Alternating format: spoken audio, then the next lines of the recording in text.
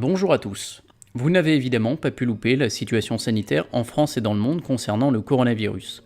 J'ai eu quelques remarques et questions à ce propos, notamment sur les épidémies en lien avec la thématique de la chaîne.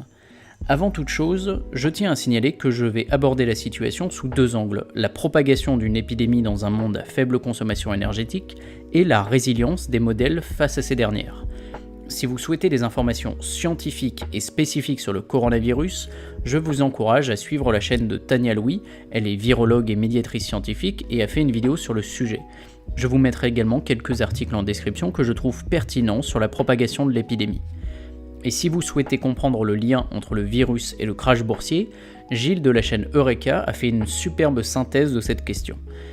Et maintenant qu'on a dit ça, est-ce que comme certains ont l'air de le penser, une société post-effondrement, c'est-à-dire avec moins d'énergie et de ressources, ça signifie de facto la fin des pandémies ?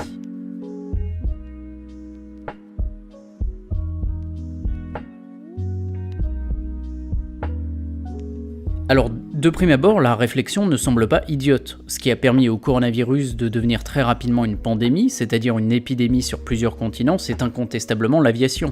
En quelques jours, presque tous les continents avaient des cas de personnes atteintes par le virus. Et c'est vrai que dans notre société thermo-industrielle moderne, la propagation des épidémies est accélérée par nos nombreux flux commerciaux. Une autre accélération à noter, c'est la vitesse de déploiement de l'information. Concernant cette épidémie, dès les premiers décès, il n'a fallu que quelques jours pour que son existence soit relayée dans le monde entier. Alors, cela a eu pour conséquence un véritable emballement médiatique qui semblait dans un premier temps disproportionné, mais qui a par la suite permis à chacun d'avoir des connaissances nécessaires en matière d'hygiène pour limiter les contaminations et la propagation de l'épidémie. Les interconnexions de notre modèle économique ont là aussi été mises à rude épreuve. Mondialisation oblige, quand un pays va mal, il en affecte d'autres. D'autant plus dans la situation actuelle où c'est l'un des moteurs de l'économie globalisée qui est frappé, causant des dysfonctionnements en cascade sur toutes les chaînes de production. C'est d'autant plus inquiétant sur certains sujets, comme la pharmaceutique. Aujourd'hui, entre 60 et 80% des substances actives qu'on utilise en Europe pour nos médicaments sont produits en Chine. Un ralentissement de leur production signifie de notre côté un ralentissement de nos capacités de soins, en tout cas en ce qui concerne nos réapprovisionnements. Et pour ce qui est de l'alimentation, cela peut se gérer pour des pays ayant une production agricole suffisante pour répondre aux besoins territoriaux. Mais les pays devant importer une grande part de leur consommation alimentaire subissent le ralentissement des flux économiques et laissent à craindre des problèmes de pénurie qui, même si elles risquent d'être épisodiques, sont vraiment problématiques. Alors, qu'en est-il de cette situation si on se retrouvait dans un monde moins énergivore ? Est-ce qu'une pandémie peut quand même avoir lieu dans une société post-effondrement, ou est-ce finalement le propre de la modernité ? Eh bien oui, une pandémie resterait possible. La grippe espagnole de 1918 par exemple n'a pas eu besoin de trafic aérien moderne et fortement déployé pour se répandre sur l'ensemble du globe. De plus, elle a tué entre 30 et 100 millions de personnes, un nombre considérable puisque cela représentait entre 2 et 5% de la population mondiale de l'époque. Et si on remonte dans l'histoire, les pandémies ne sont pas apparues récemment et notre histoire en est parsemée. Cependant, il faut reconnaître que la vitesse et l'étendue de leur propagation a grandement évolué avec nos moyens de déplacement. La peste noire qui a ravagé une partie de l'Europe au XIVe siècle a mis plusieurs années à se propager en Chine, puis plus d'une dizaine d'années pour arriver en Europe, et une fois sur place, la pandémie s'est répandue encore pendant plusieurs années sur le continent.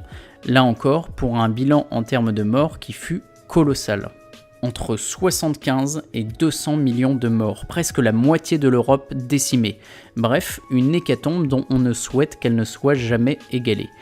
Et cette forte mortalité des pandémies antérieures est d'ailleurs à souligner. Si l'on a bien eu des pandémies modernes qui se sont propagées de manière rapide, l'évolution des soins et des échanges d'informations a permis en partie de mieux les réguler, cela atténuant fortement la mortalité qu'elles pouvaient avoir.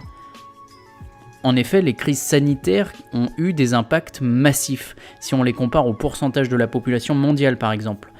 Sur l'animation que vous voyez à l'instant, on peut voir plusieurs pandémies ayant eu lieu dans l'histoire. En prenant le nombre maximum de morts estimés pour chacune d'entre elles, on peut observer une diminution de leur impact au fil du temps. Et c'est ça qu'il faut comprendre. Un monde avec moins d'énergie, c'est peut-être moins de transport et moins de flux commerciaux, vecteurs de maladies, mais c'est aussi moins de capacité de soins. Si vous avez vu notre épisode sur la santé, vous comprenez que ce type de perspective est très loin de nos modèles sanitaires actuels. Donc non, un monde post-effondrement n'est pas un monde où le risque de pandémie disparaît. Il faut faire attention à ne pas idéaliser ce type de société. Les pays ayant actuellement peu de ressources énergétiques par personne et peu de moyens de locomotion ne sont pas des zones étant les mieux loties d'un point de vue sanitaire. Preuve en est que l'énergie disponible, c'est aussi un incroyable avantage pour notre société. Alors cependant, est-ce qu'on peut imaginer un modèle plus résilient dans ce type de société post-effondrement ? Oui, c'est possible, en allouant une grande partie de notre énergie pour nos soins aux dépens d'autres activités, en limitant des trajets superflus, en ayant des flux commerciaux plus localisés, en utilisant une partie de l'énergie pour nos canaux de communication afin de s'échanger des bonnes pratiques et des informations scientifiques. Tout cela peut exister dans une société post-effondrement. Cela nécessiterait de revoir nos organisations et les rendrait peut-être plus résilientes. Mais cette résilience ne signifie pas pour autant que le risque n'existe plus. Voilà concernant le cas des pandémies et les quelques questions que j'avais pu voir revenir. J'espère que vous et vos proches vont bien. Concernant la crise sanitaire à venir, je ne peux que vous donner un seul mot d'ordre. Préparez-vous, mais ne paniquez pas.